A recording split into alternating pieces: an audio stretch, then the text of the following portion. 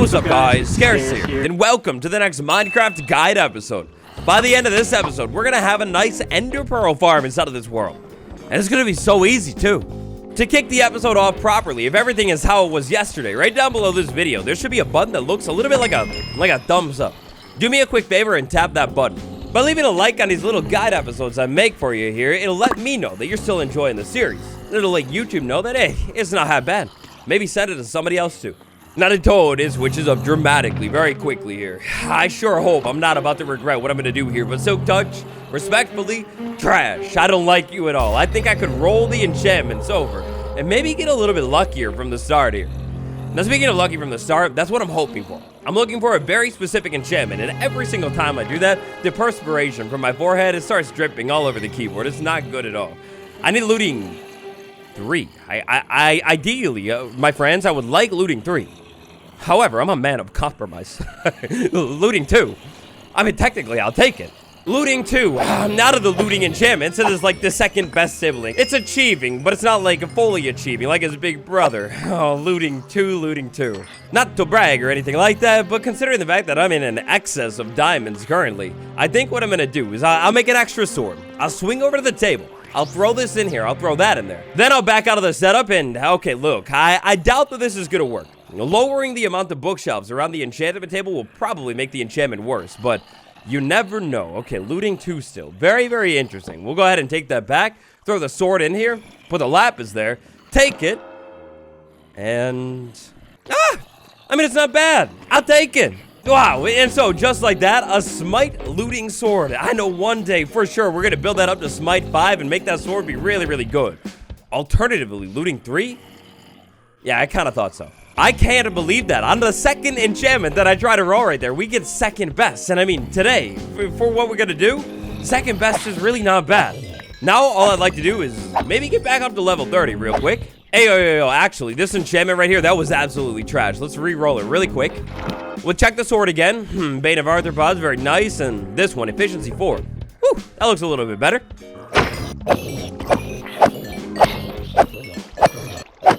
Anyways, we spent a little bit of time and get our way all the way back up to level 30. Thank you, zombie sword. You will come in handy. You're beautiful. And then the moment of truth is upon us. This axe, is this going to be a beautiful keeper or is it absolute?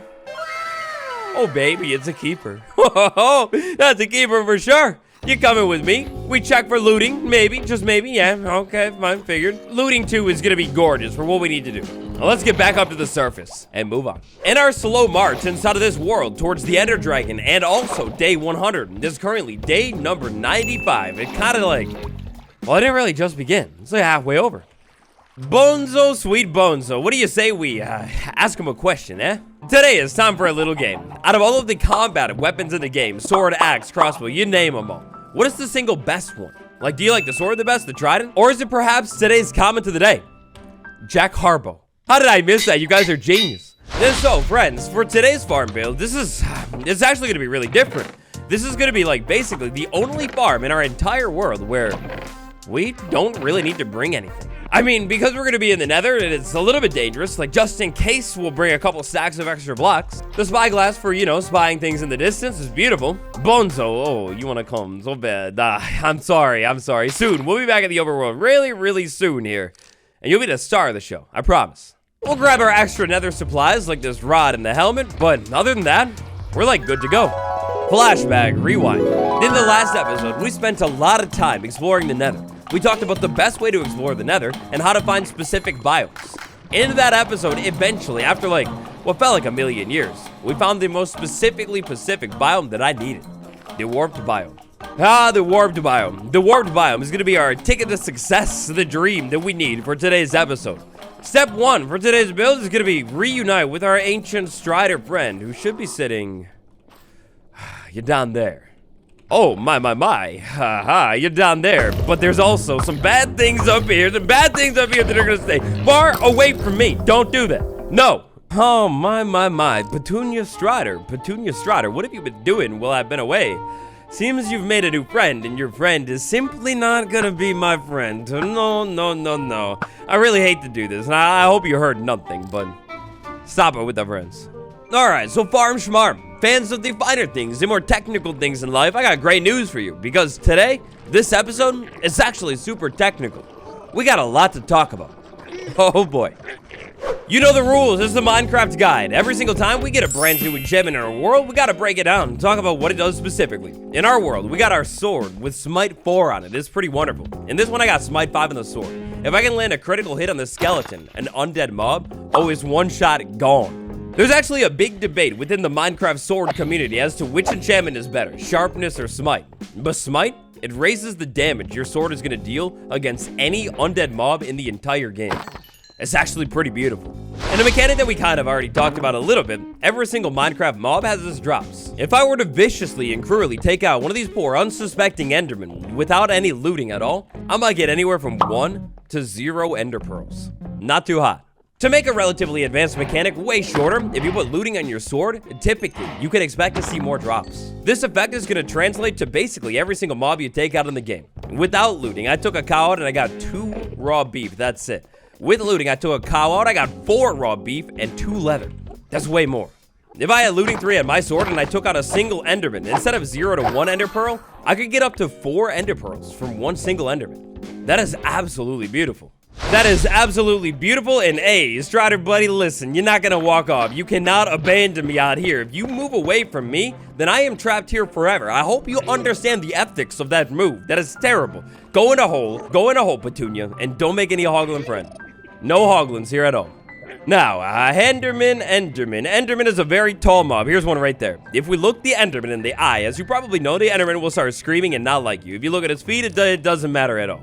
The Enderman is one of the strongest Minecraft mobs. You need to be careful. One of the best and safest ways to take on Enderman inside of Minecraft is by building something that we will call an Enderman tree. This is what we'll call an Enderman tree today. We got a pillar, and then we got a 3x3. With this small but essential structure created right here, I could then safely move out into the open, stare at an Enderman, watch it start screaming and run over to me. Because the Enderman is so tall, if I stand under this platform, and swing the sword, I'm like basically safe. And just like that, 1 pearl down, 31 more to go. So here we got what we're calling an Enderman tree. This thing is gonna keep us nice and safe. Over here, we've got a beautiful, beautiful blue biome, kind of matching the Enderman's aesthetic. Over there, in the distance above the fiery lava, we got what we like to call a gas. And I don't like to call gas at all. Go away, good buddy. Goodbye. So this blue biome is very interesting. It's one of the strangest nether biomes. Inside of the warped forest biome, you're gonna find blue trees all over the place, just like the red biome. Except, unlike the red biome, it's a whole lot more devoid of light. Unless you're an Ender.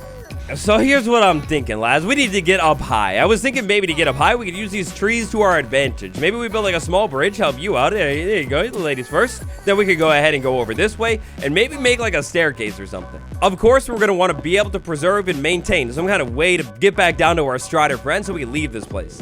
I did highly consider setting up some kind of like convenient nether tunnel. We'll cut diagonally that way, but then I considered the fact that, well, after we take on a dragon, we're going to be moving this base. And truthfully, I'm not too sure what we're going to end up calling our forever home, but 100% it's not going to be spawn. If I were to make some kind of big tunnel going back to spawn, it's like basically kind of pointless. So moving into this biome a little bit farther, here we see what I was talking about with no life at all. It's like nothing here. Piglin don't spawn, Hoglin don't spawn, nothing. Nothing. Other than sweet, sweet Enderman. And we can use that to our advantage. Enderman number 2, Enderman tree number 2. Hey friend, how you doing? How you doing? What's wrong? Oh, you're too tall. You should have stopped growing when you were younger. You fool! You fool! Come out wherever you are. So we got a problem. Sometimes when you hit Enderman in Minecraft, they will teleport away. And when they teleport away, they like go away, but they're not really ever gone. I don't know if you heard the scream, but that means it's somewhere close. Typically, when the Enderman is not getting over to you, it's like stuck on something. Something probably nearby, and then you listen to the sound, and oh, there he is. You stop it, you leave me alone. Buddy, oh, buddy, I don't like you. Get back over here and stop it. No more hitting me. Ender Pearl, thank you. Oh, basically, thanks to looting too. Actually, not smite at all. That's 3 Ender Pearls. Check down. 29 more to go. So early to mid-game Minecraft, or in other words, like any time before you actually have access to the end dimension, when looking for Ender Pearls, this biome right here is by far the best and easiest place to go. Enderman, you gotta stay back. If you build a small Enderman tree like this, the safest spot to stand is in the middle. If I'm not careful and I accidentally walk a little too close to the side, I guess because this guy's arms are so long, they could get you easily. Now, so looking around here, unfortunately, it looks a little bit barren, a little bit dry. On one hand, it is really nice that only one type of mob can spawn inside of this biome. But on the other hand, this specific warp forest biome that I found, that is like mainly a lava ocean, it's not exactly ideal for what we're doing, but we can make it work. Over here, inside of the Everything series world, check this out. I built a small setup for, well, actually not for Enderman or any mobs at all. It's actually for beacons. So this isn't technically exact, but it will work for what we're about to talk about. Mob spawning, specifically hostile mob spawning inside of Minecraft, is kind of complex. Let's say that beacon is the player, in other words, me. If I'm standing right there, anywhere within 24 blocks is basically safe. This is going to be a spherical radius, not a square one like this right here. All of that means that if I was standing right here by this beacon and a zombie tried to spawn anywhere basically within this gray box, it's going to fail. It won't work. It's too close. However, as soon as we move out of that 24 block radius, like let's say right here on the exact other side of that gray line, then a zombie could spawn. And by zombie, I mean any hostile mob in the entire game. Could be a zombie, could be a skeleton, could even be an Enderman today. Now check out this chart. This chart has even more information on mob spawning. Once we start to go farther away from the player, mobs can still spawn, but basically they're inactive. They like essentially stand there unless they're actually engaged with. And then eventually, once a mob gets far enough away from us, like let's say that building way over there, if theoretically a zombie did spawn right there, because it's so far away, it would probably just despawn immediately or not even spawn. Long story short for us here today, if we're looking for Endermen inside of this biome, they're not going to spawn right on top of us. The shape of the biome is actually going to it's going to hurt our efforts a little bit. If I wanted to, I could build one central big Enderman platform somewhere and then hopefully just look around and attract them all to me. But unfortunately, then reality sets in. And due to the sheer size of this biome right here, or in other words, specifically where the wall is located, Endermen actually aren't going to be able to spawn anywhere up here. This is way less than 24 blocks from my platform right there. Meaning, if I set up a farm, like a big platform right here, it's not going to be very efficient. And unfortunately, looking in the other direction here, a giant lava ocean, that's not going to work either. Because mobs, they need a valid block to spawn on. A valid block to spawn on. This is another really complex mechanic, but it'll mainly come into play when we take a look at hostile mob farms, or really just mob farms in general. A valid block to spawn on. If we take a look inside of this farm here, you can see the creepers are spawning occasionally. They walk over to the middle because of the snow golem, and then they're tricked. They fall down. The creepers are only spawning inside of this farm because they have enough vertical and horizontal space, but also because the floor is built out of valid spawning blocks. Now, valid spawning block, hey, it's a little bit tricky. The rules, they are a little bit vague here. When it comes to spawning blocks, maybe the glass right there, the leaf right there, it's not going to work. If I built a giant platform and waited for mobs to spawn out of glass, it will never happen. Same thing is actually going to go for any kind of block that isn't a full solid block. Let's say maybe a staircase or like a slab. Mobs will not spawn on half slabs. And yeah, at least the lower half. If it's on the top half, yeah, this is where it gets complex because top half will actually work. Taking a look at all of the blocks in Minecraft, I kind of made up a rule for you here. For the most part, if the block is a solid and normal block, then it's going to be valid. On the other hand, if the block is a little bit more weird, like let's say it has a strange shape, like really bizarre, maybe it's not even really a full block at all, and maybe you could move through the block or something, strange shape, glass, or maybe the block even gives off light. Yeah, if it kind of meets any of those random conditions that I just threw at you, then mobs won't spawn on it. Nylium, the block that makes up the ground all over this biome. Nylium. Yeah, you're wonderful. You're definitely a spawnable block. We don't need to change the floor inside of this biome to get Enderman to spawn.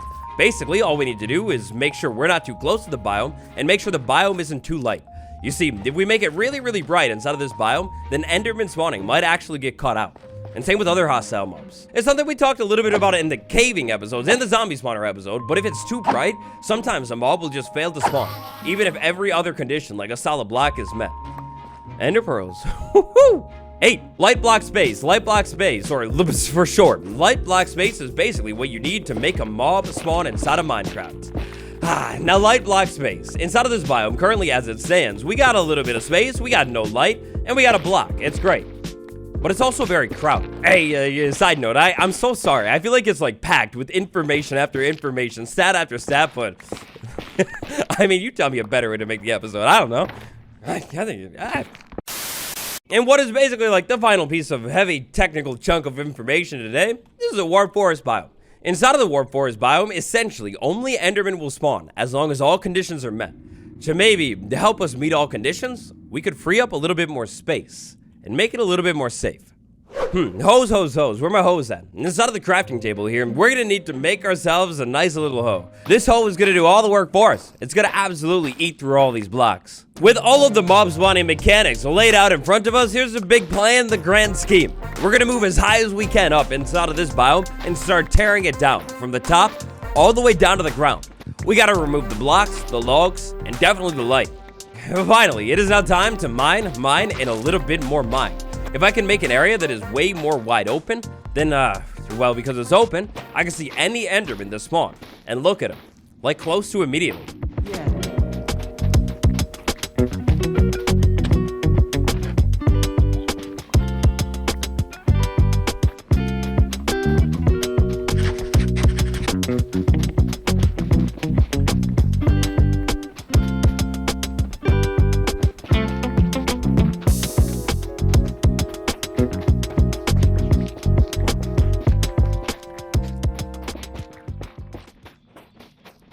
Minecraft's easy as Ender Pearl Farm. Step number 1, go out into your world and locate a warp forest biome. More on that last episode. After you've located the biome that you need, inside of that biome, look around until you can find an area that is like at least this size. I mean, ideally, if you could find something a little bit bigger, that would work even better, but this minimum, I mean, we can make do. After that, it's time to clear out the trees. You're gonna need to move around inside of this biome and take out the trees, or at the least, to take out the lights inside of the trees. In a grand scheme of Minecraft, these lights are actually pretty bright and could definitely cut out a whole lot of spawning. As a side bonus, they're also a pretty sweet looking block. They're definitely nice to build with. Continue clearing out trees, setting up an open area that you can see around in easily until you end up with something that is at least this size. Maybe a little bit bigger, definitely not smaller. In here, while I was removing the trees, I left these trees alone because these ones are really, really tall and also not that important. Ideally, when we use this farm, we want to be able to look around and see any Enderman that has spawned. Looking out this way, it's like literally an open void of nothing until we're like really far away. These trees aren't really going to block any Enderman that spawn, so you don't need to worry about them. And actually, same exact thing is going to go for the trees and the walls over here. The Endermen definitely are not going to spawn inside of the walls because there's no room, so we don't got to worry about it. While clearing out and setting up areas inside of your forest, maybe consider making staircases and easier ways to get around to other parts of the forest. When Endermen are going to spawn inside of this biome, they're going to spawn all over the biome, not necessarily right by you. If you can travel it a little bit easier and maybe even safer too, using blocks that Enderman cannot pick up, well, that's an added bonus. Eventually, you will find somewhere inside of your biome. It may be centered, maybe off to the side, doesn't exactly specifically matter, but eventually, you'll find somewhere inside of your biome. Start by towering 2 blocks up off the ground. After that, start building a square. We're gonna need a 5 by 5 block square sitting on the ground, 2 blocks off of the ground everywhere. If you have anywhere on this square that actually dips down a little bit farther, make sure you raise that ground up. If you don't raise it up, Enderman will get in. What I'm gonna do here, I think for the simple aesthetics of my farm, I'm gonna swap some blocks out in a second, is maybe push this land back a little bit too. If I push this land back, it'll be like a little bit easier for Enderman to go around this farm and crowd me. On the ground here, to actually make this farm, a little bit better and safer long term, we're gonna swap the blocks out for, again, blocks that Enderman cannot pick up. Inside of Minecraft, Enderman can pick up the nylon, they can pick up the netherrack for sure. That's gonna be a little bit dangerous. Let's say I was standing here and then one just grabbed one of the blocks and moved in on me. Yeah, not exactly great. Also, when replacing these blocks here today, I'm going to consider ghasts. Ghasts are not very good at all. I've seen a couple spawn out over that ocean. By leaving this line of trees right here, hopefully they'll be cut off from me a little bit, but ghasts are really bad. If I build this platform out of blocks that ghasts could blow up, and then what happens is one and blow it up, well, the platform is gone and I'm surrounded by angry Endermen. Not good. Now, only for you guys today, so you can see a little bit more, you know, I care about you. We're good friends. Anyways, only for you guys today, I'm gonna put light on the ground. Maybe when you're using this farm, don't do light. By putting light in this farm, I obviously light it up and I can see more, but the Endermen probably aren't gonna be able to spawn right here once I move away. Maybe not ideal. Set up a 5x5 thing that is 2 blocks, like you can't jump anywhere. And then maybe you turn around and Endermen have already spawned. Hey buddy. Once the Endermen spawn, look at them and draw them over to you. Make sure you do not leave underneath this box because it is dangerous now. Now all I need to do for pure profit and for getting to 32 Ender Pearl is stand here basically and use the farm for a little while. We stand here for a little while and keep swinging at the Enderman until eventually, inevitably, they drop their sweet pearls all over the ground. I move out of this farm once it's nice and safe, and look at that, 11 Ender Pearls. So, my friends are not so much a baby hoglin. No, I'm sorry, you're just not the move. You gotta have to get out of here. Stop spawning over there. No. Anyways, by working on this beautiful little farm that we were working on here today, look at this. I'm loaded, fully stacked up with these blue blocks. Great for building, maybe. And then these things, too. The warp stem. Oh, that's amazing. I don't think I ever had so much early on. Anyways, when setting up this farm, if you want to go crazy, you could go all over your entire warp forest biome and remove all of these trees. The more trees you remove, well, the more blocks you're going to be able to see, and the more blocks Enderman might be able to spawn on. For me today, though, the main part of my farm was focusing on the land up here. So I moved away from this land. I went down to the chest. When I come back, Endermen have spawned up here, and actually quite large amounts too.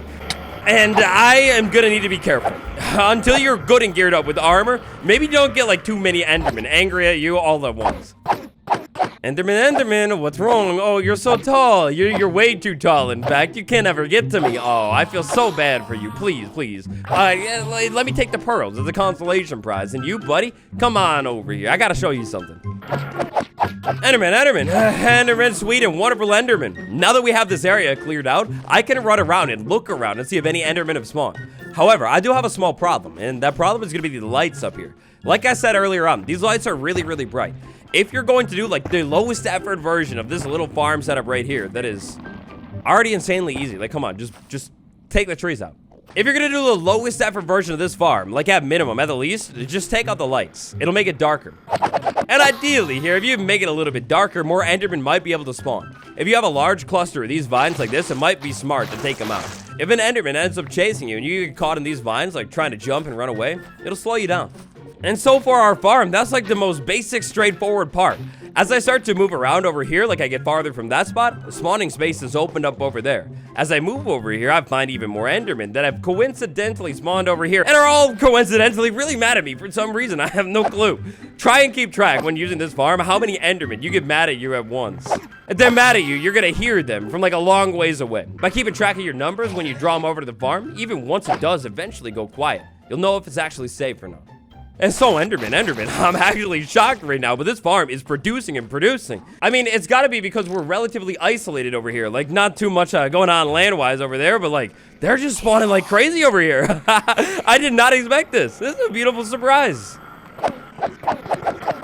And now another thing you might want to keep in mind when building this farm is if you're next to fire, like, I don't know, by the ledge, maybe by a lava fall or something, well, 1, lava is light, it's gonna decrease spawn. And 2, if you send the Enderman to fire, they might, like, teleport all over crazily. Ideally, if you could take these Endermen out without dropping them into fire, that's gonna be better. When it comes to a high-efficiency Enderman farm, building it inside of the Nether, I mean, technically it might be possible somehow. You might be able to go on the roof and build it, but really, it's all inside of the end. Unless you're willing to spend like a bunch of time going up on top of the Nether roof and everything like that, I recommend keeping it relatively simple in the low Nether. Hey, you just take that block and hey, let me show you my little friend here, this sword. Hey, buddy. Yeah, you like that? That's not bad. Now, if you built this farm in a smaller area, kind of like I did right here, eventually, after using it for a while, Enderman might stop spawning. To fix this problem, the best move is to move away. This is where the chart comes back into play. You see, if we're too close to a certain spot, then Endermen aren't going to be able to spawn. By standing in my farm and waiting, I'm probably just generally way too close up there. I need to move away from that open field to hopefully allow more Endermen to spawn. Now, I didn't go too far or anything, maybe like 40 blocks or something, but as soon as we move back up here, if we're lucky, there might be a couple Endermen waiting around. If we're unlucky, we might have to go farther. So this next part here is where it's really dependent on what you actually got inside of your Nether. If you have a big lava ocean like I have right here and you happen to have a strider friend with you, then you could definitely use that strider to reset your spawns. If we jump on this strider and sail out into the lava ocean, like far enough away, well, by running away from that area where we've been standing around for a long time, because of how mob spawning works, we're actually gonna unload those chunks and probably despawn a lot of the mobs that have just been standing around taking up spawns. Like, say, inside of that red biome. By moving all the way across the lava ocean over here, definitely like a couple hundred blocks, I've effectively reset all of the mob spawns back over there. Now this is a mechanic that actually translates all the way out to late game Minecraft too. Maybe you built some kind of super creeper farm, slime farm, I don't know, something like that. You've been using the farm for a long time and you've noticed that the farm slows down. Well, if that happened to be the case, that's probably because there are other hostile mobs spawning somewhere. Maybe say in a cave and you're buying a biome, something like that. Wherever it is, you probably have mobs that have spawned and are just idling around, taking up your mob spawning mob cap. Oh yeah, mob cap. That's another advanced mechanic we still didn't even touch on. I told you it's a technical episode. Long story short, hostile mobs, only so many can spawn at any given time inside of your world. I think to this day, on Bedrock Edition, the hostile mob cap is a little bit lower. Pretty much every single hostile mob in Minecraft, Enderman, zombies, they're all the same. They share the same mob cap. That all means if I have too many bad mobs spawned and they're all idling around, if I'm already at the bad mob spawning mob cap, then no more bad mobs can mob spawn around my spawn. Depending on your bio makeup, not something I would really need to worry too much about here, but depending on a bio makeup, to make your farm even more safe, it's not a bad idea to put a warp fungus nearby. That'll keep hoglin away if you're really close to the crimson. And that's it. Armed with our basic knowledge of Minecraft and mob spawning mechanics, we can make a very, very simple Enderman farm that is actually like, well, I'll be honest, it's really dangerous like this. Maybe let's say you're not the most cautious person. If you want to make this farm even more safe than it already is, you can take some slabs and actually line them in here just like this. By lining the slabs right here, you're now gonna have to crouch to actually get out of this farm. But keep in mind that you got slabs right there, which means to actually get into the farm, you're gonna have to crouch like that too. But with the slabs right here, there's no chance now that I could accidentally move too far forward and have the Enderman accidentally give me a tap. And so, Ender Pearl.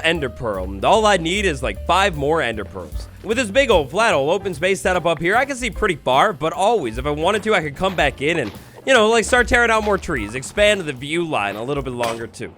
And so, lads, at this point of the episode today, it's grind time. The final thing I want to do is take out a couple more Endermen. Let's do this.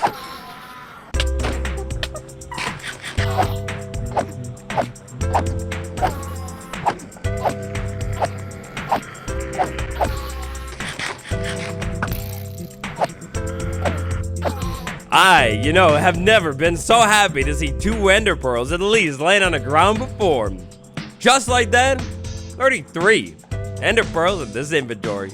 You know what? Because we're here, why not? We'll grab a couple pearls for the road too. And so just like that, Minecraft Guide episode number 15 and Minecraft's easiest Ender Pearl farm.